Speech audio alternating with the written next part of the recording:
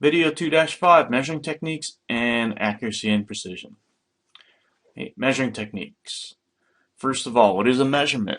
Whenever you make a measurement, you are always comparing something against a standard unit. Okay, so three types of standard units of measurements that we have.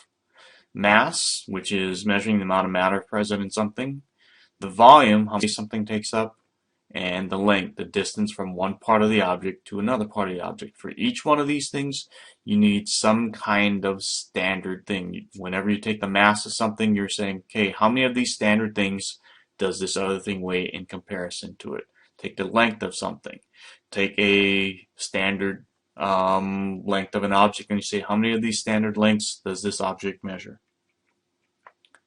Okay, the standard units in the metric system. For length, we use the meter. Common other units that we're going to be using are millimeters, centimeters. If you measure large distances, you do it in kilometers. Volume, standard unit is the liter.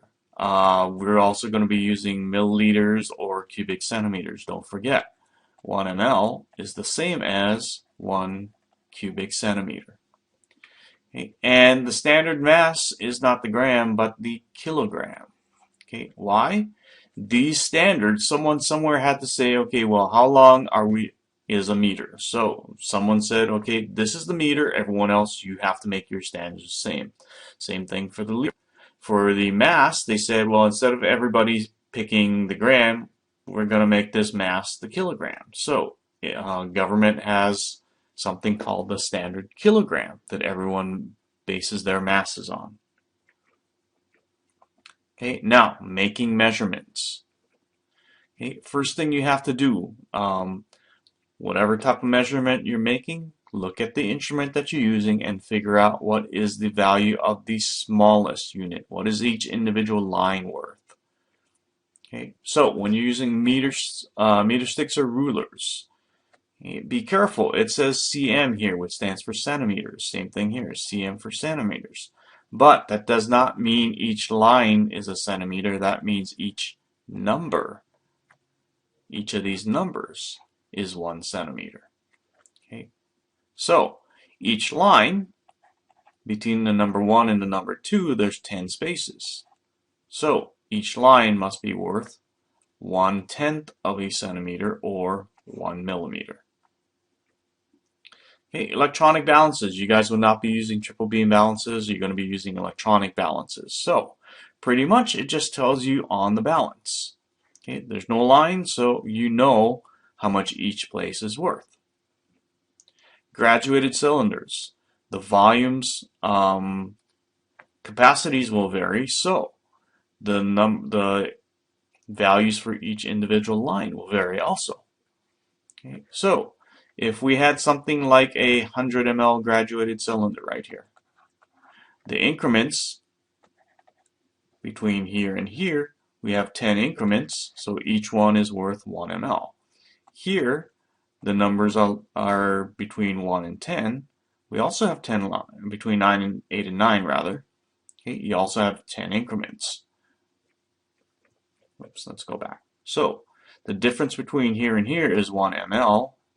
Divide by 10 lines, that means each one is worth 0.1 ml. Okay.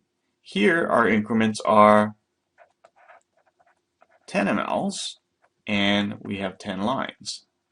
So each line is going to be worth 1 ml. Okay, so you have to look at the markings on the graduated cylinders. There is no standard way of saying, oh, it's always going to be 0.1 or 1 mLs. Okay, second thing, use proper techniques when you're making your measurements.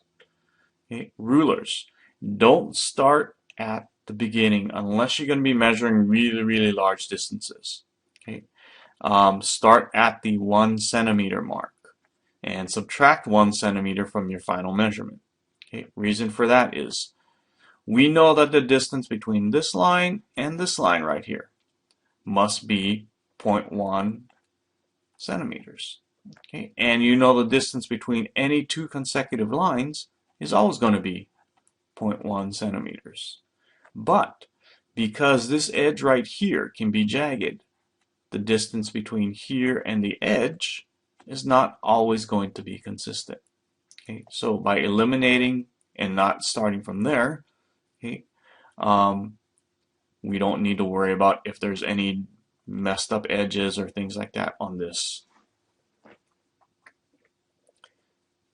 Okay. When you're using balances, record the reading after it has stabilized. Check and include the units. Be careful, because sometimes if someone hits the button here, it'll change the units. If it doesn't say G like it says there, then you're not reading grams. Okay, graduated cylinders. The water, when you put liquid into a graduated cylinder, it likes to start to climb up the sides a little bit. So it creates a little curve. This curve is known as a meniscus. You read the bottom of the meniscus. Okay. Now, looking at this picture here, you are going to see a little dark area right here. Okay. So what you need to read is, is the bottom of that. Okay. And make sure you get down to eye level and look for this little dark area, this little dark line. Read the bottom of it. You guys will be doing an activity where I will actually have you all read your own volumes and tell me what you see. Okay, and you're graded on this, so make sure you understand how to do this. Oh, we'll come back to that in a second. Okay, now estimating decimal places. Okay, make sure you estimate one more decimal place to the right than the value of the smallest line. So in other words, if the smallest line is 0.1, you need to have 2 decimal places. Okay, so let's say the edge of an object came up to right there. It's a little bit past 12. Oops. Let's say it was right there, right on this 6th line right there. So each line is 0.1. So this would be 12.1, 2, 3, 4, 5, 6. But because each line is worth 0.1 centimeters, we need to have one more decimal place. And since it looks to me, hey, if we look at our graduated cylinder, okay, first of all, each line we notice between 6 and 7, there's 10 lines, so each line is 0.1 mLs. Now, the rule is estimate more than one decimal place, or one more decimal place than you have, which means we need to have 2 decimal places in my reading. So, when you read from the bottom up, 6, 7. So, this is 7 point, looks like 1, 2, not quite up to the 3rd line, so 7.2. And it looks to me when I read the bottom part of this dark spot, looks like it's about halfway between the 2nd and the 3rd line, so 7.25 milliliters. Okay, what if you need to fill a graduated cylinder to a specific volume? Okay, use a beaker and a dropper to fill the graduated cylinder. Don't try and keep pouring water into it from the faucet. Pour it into a beaker first, then use the beaker to add it in there. Okay, so if I told you I want 52.5 mLs, okay, I would use the beaker and bring it up to about 50, and then use the dropper to add the last maybe 2.5 mLs in there. An electronic balance. Okay, there's a couple features on this electronic balance that help you out. Look for the button that says tare or that says 0. This will set the reading back to 0. Okay, regardless if there's any mass on it. Now, why would you actually want to have something on there and have it read 0? If you're going to weigh out a chemical, you can't put the chemical directly onto the balance. You need to put it on a piece of paper. So if you put the paper on there first, now you need to worry about how much the paper weighs plus how much the chemical is. Push the tare button, it'll read 0. Then you only have to worry about how much chemical is on there, because the balance will only read how much of the chemical. Okay? Do not estimate an extra place on the balance. If it says 3.25 grams, that is what you write down. You do not estimate one more extra place at the end. Okay. This is an old balance, but you notice the big button there that says tare. So if we would have put a piece of paper on here, it would read something, you push tare, it'll go back to 0. Now if you add chemicals to it, you're only reading the mass of the chemical. Okay, choose the correct piece of lab equipment.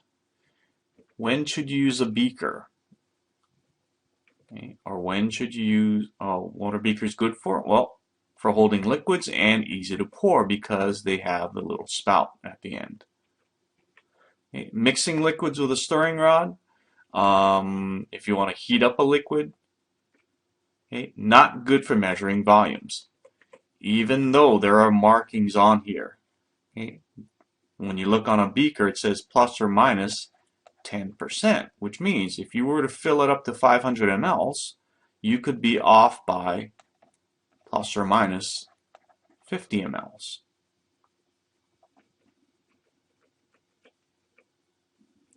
Hey, when should you use an Erlenmeyer flask, which is this thing right here? Okay, it's good for mixing and swirling. The shape of it right here. The neck lets you hold it and you can grab it and swirl it, and the shape, basically when you swirl it, the liquid stays in and doesn't splash out. Try that with a beaker and a lot of it will splash out. Okay, you can also use it for heating liquids. Not good for pouring because you notice this one does not have a spout anywhere on it. Okay, also not good for measuring volumes either. So when should you use a graduated cylinder? Well, these are good for measuring volumes accurately. Okay, not good for heating because if you notice, they have plastic bases on them, and also they're not going to be real stable. Not good for storing large quantities of liquids either. So when should you use a pipette? Well, what is a pipette? Pipette is basically just a long tube and it has measurement markings on it.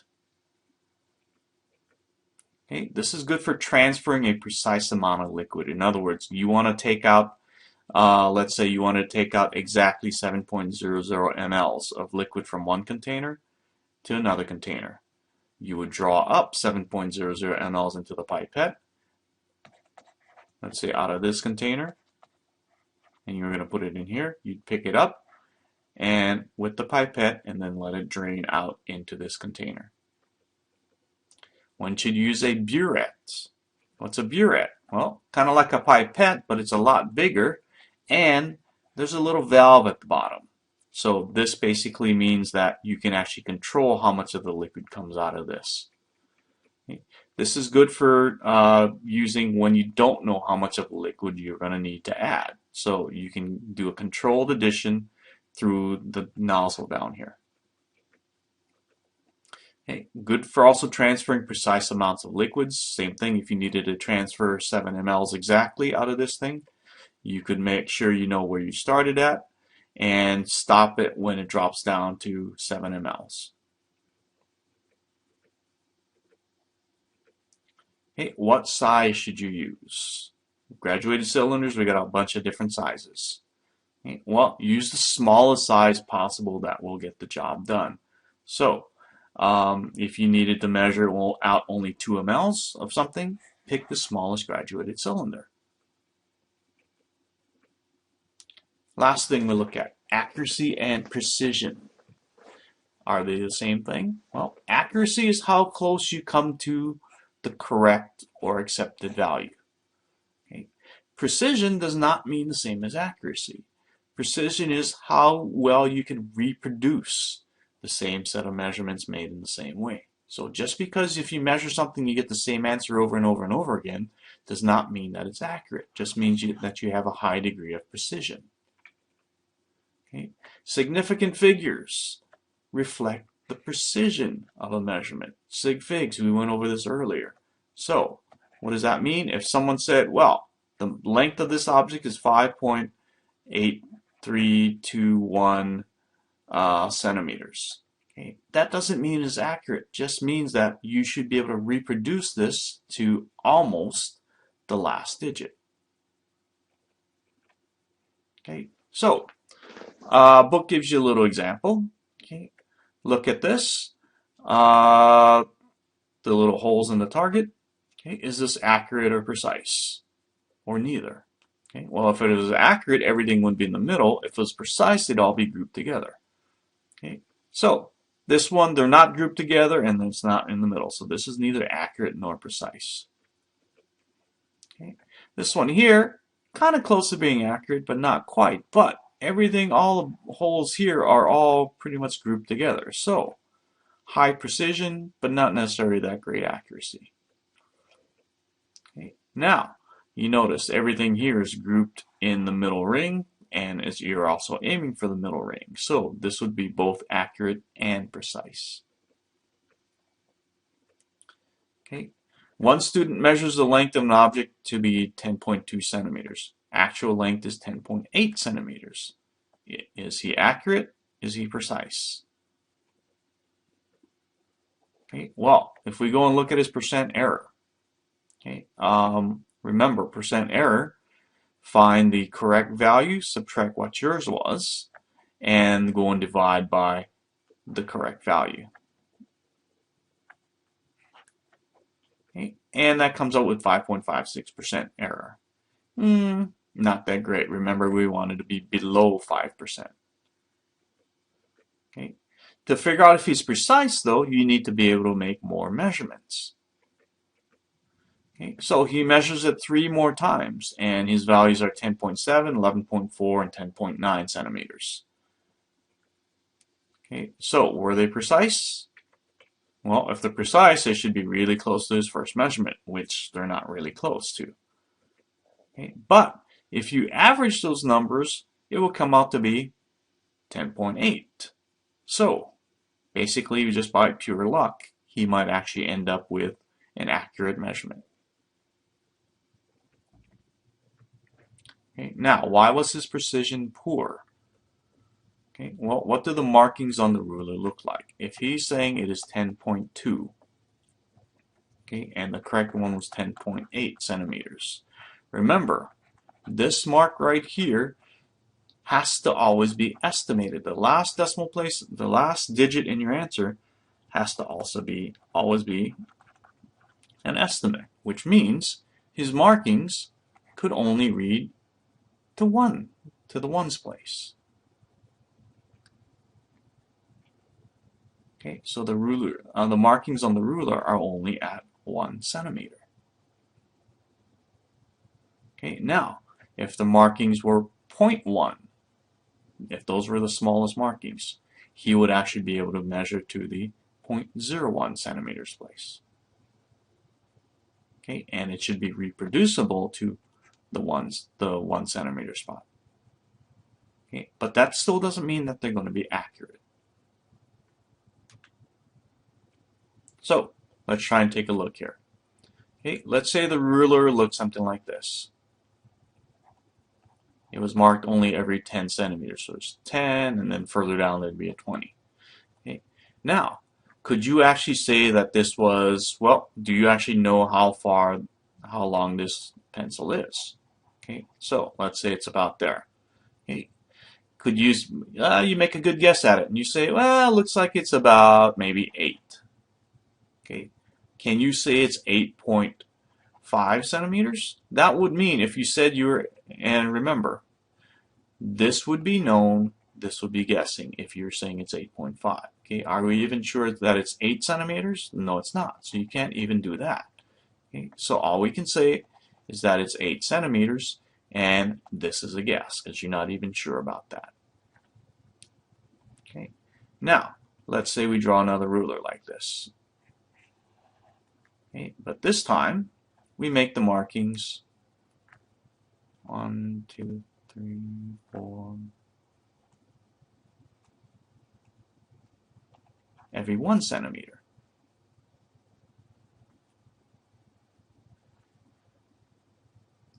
Okay, so let's take a guess. Let's say it is right here now.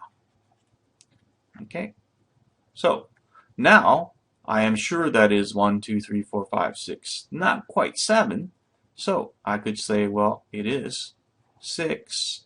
I am sure that it's 6. And remember, since each line is 1 centimeter, I have to estimate one more place than I can read. So it looks like it's just before 7, so let's say 6.9 centimeters. Okay, so this one I'm sure of, that one I'm not sure of. The last one, the last digit that you see is always a guess. If there's only one digit, it's that one digit is a guess.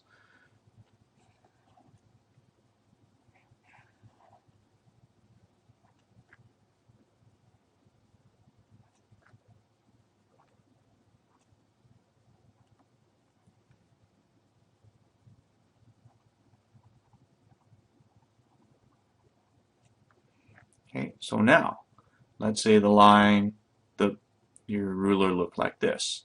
So this was 7, this was 6, and it came something like that.